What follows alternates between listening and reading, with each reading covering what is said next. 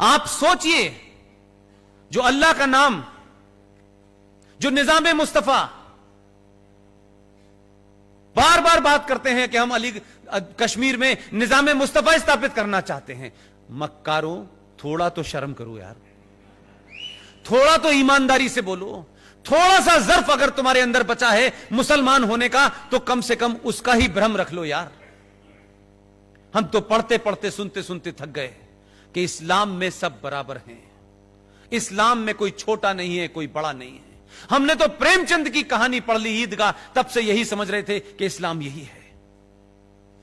जम्मू कश्मीर में सारी लड़ाई निजाम मुस्तफा की हो रही है, लेकिन निजाम मुस्तफा के बारे में जो कहा गया है, जो कंसेप्ट है, उसमें सिर्फ इतना ही है कि सब बराबर हैं, किसी का कोई फर्क नहीं होगा, कोई छोटा नहीं होगा, कोई बड़ा नहीं होगा, कोई गरीब नहीं होगा। यह कहा जाता है निजाम मुस्तफा में, लेकिन 57 देशों में से कहीं निजाम मुस्तफा नहीं है। उसके मानने वाले, सुबह से लेकर शाम तक उसकी बात दुहाई देने वाले, उन लोगों ने उस नस्ल को कहा कि आपके बच्चे पैदा हों, आपके बच्चे पैदा हों। आज उनकी चौथी जनरेशन है, लेकिन कश्मीर के अंदर जो जघन्य अपराध हुआ कि आपने उन 200 लोगों को, जो 2.5 लाख हो गए हैं, उनके बच्चे आज बड़ी बड़ी जगह जा सकते थे, लेकिन जम्मू कश्मीर राज्य ने अपने संविधान में यह प्रोविजन कर दिया। कहीं आपने इस देश में कोई डिबेट सुनी, कोई सेमिनार सुना, कोई हंगामा सुना? कहीं पत्थर फेंके गए? किसी को अल्लाह का नाम याद आया कि नहीं याद आया? किसी को लोकतंत्र का ध्यान आया कि नहीं आया? किसी को संविधान के बारे में, संसद के बारे में कहा? कहां है मायावती, कहां है प्रकाश अंबेडकर?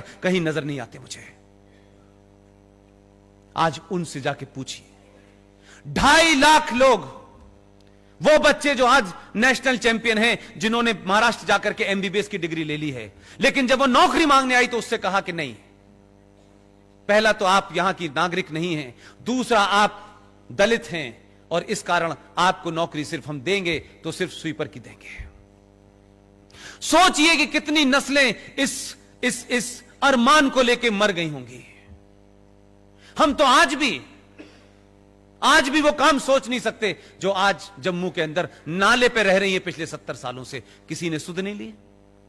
न मुसलमान का इस्लाम जागा, न हमारे हिंदुओं का पुरुषार्थ जागा, न किसी ने यह चेतना की कि यार ये कैसे हो सकता है, इसको डिबेट करें, इस पे चर्चा। सब साइलेंट। इसलिए मैंने कहा कि जो आज का चैलेंज है, जिनके बारे में आपने कहा है कि आंतरिक चैलेंज क्या है, आंतरिक चैलेंज यह है कि हटाई धारा हमने जम्मू कश्मीर में है, 35 पे हटाई हमने, हमारे घर का मामला है। दर्द पाकिस्तान में हो रहा है। अब है कि नहीं है? हमारे देश की इंटरनल समस्या का रेमिफिकेशन विदेश से जुड़ा है कि नहीं जुड़ा है? जम्मू कश्मीर में जो आतंक है वो है इंटरनल, लेकिन उसके तार बाहर से जुड़े हैं कि नहीं जुड़े हैं?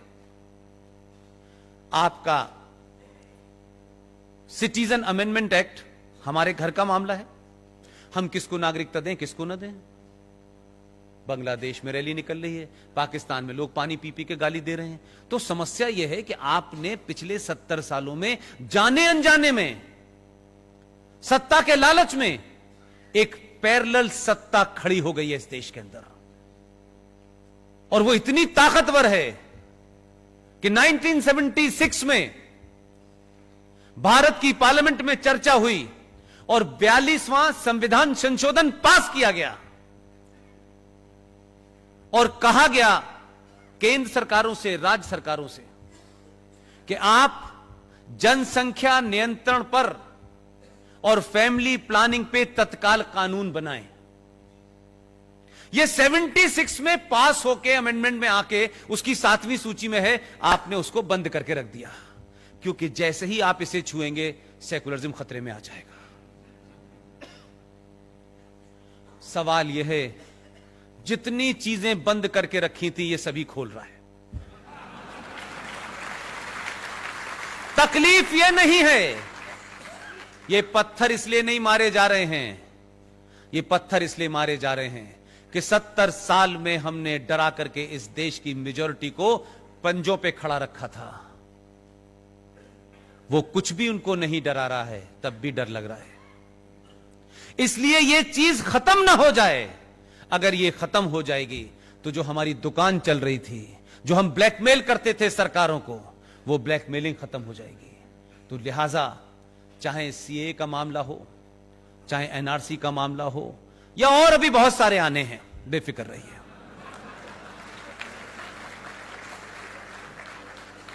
लोगों को अपने मिजाज में मैं अटल बिहारी वाजपेयी का एक फेमस उनका स्टेटमेंट है, पब्लिक डोमेन में नहीं आया और ये राम जन्मभूमि के दरमियान है। मैं आज जब उस बात को सोचता हूं कि ये अटल जी ने 50 बार सुना मैंने उसको, क्योंकि वो सारा का सारा वीडियो जो है उस वक्त का है जब राम जन्मभूमि का मूवमेंट चल रहा था और अटल जी लखनऊ में भाषण दे रहे थे। उन्होंने बड़ी बात कही, लेकिन उस वक्त उनको इस बात को सीरियस नहीं लेना था, क्योंकि अटल जी पावर में नहीं थे। अटल जी ने कहा कि अगर जिन लोगों को यह लगता है कि हमारी पूजा पद्धति से उनको तकलीफ है, तो फिर उन्हें अपनी पूजा पद्धति बदल लेनी चाहिए। यह बयान आज के दौर में कोई देता तो कहते बड़े कम्युनल लोग हैं। यह अटल जी का फेमस कोट है। हमारी भावनाओं को ठेस पहुंचाकर अगर किसी को लगता है कि उनका फेथ जिंदा है, तो उन्होंने कहा बिल्कुल अपना फेथ बदल लें, अपनी पूजा पद्धति बदल लें। अगर ये कोई आज बात कहता तो लोग कहते बड़ा कम्युनल है। हम तो कुछ सच बात सुनना नहीं चाहते।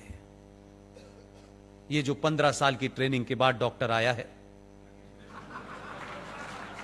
इसको लोग मजाक में ले रहे थे शुरू शुरू में। मैंने कहा कभी कभी ऐसा होता है कि आपको यह समझ नहीं आता कि हंसना चाहिए या रोना चाहिए। आप दोनों ही स्थिति में हो जाते हैं। और बहुत गालियां दी। जो 14 में नहीं हुआ वो 19 में कर रहा है। और बहुत लोग सड़क पे चिल्ला चिल्ला के कह रहे हैं कि नागरिकता हमारी लेने वाला है। हमें, आपको पता नहीं, बांग्लादेश की खबरें नहीं पढ़ रहे आप लोग। आप लोगों को एक अच्छी खबर बता दूं कि बिना लड़े भी कैसे काम होता है। पटेल साहब को मैंने देखा नहीं, उनकी बातें सुनी है, इसकी बातें भी सुन रहा हूं, इसका अंदाज भी देख रहा हूं। 300 के जत्थों में, ये वहां की खबर है बांग्लादेश की, यहां कहा गया, आपके आदमी ने कहा एक एक को निकालूंगा पूरे देश से, चुन चुन के निकालूंगा, एक को भी नहीं रहने दूंगा। ये उसने कह दिया, वो भूल गया, आगे काम में लग गया। अभी कुछ लोग चिल्ला चिल्ला के कह रहे हैं डिटेंशन कैंप बना दिए गए हैं, इसमें बंद करेगा, ये इसमें रखे जाएंगे।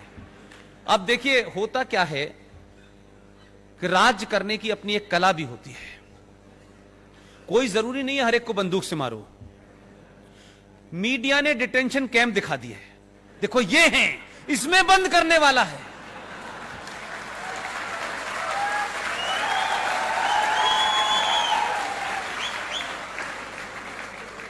और यह भी सबको पता है कि इसके पास अभी 4.5 साल बचे हुए हैं।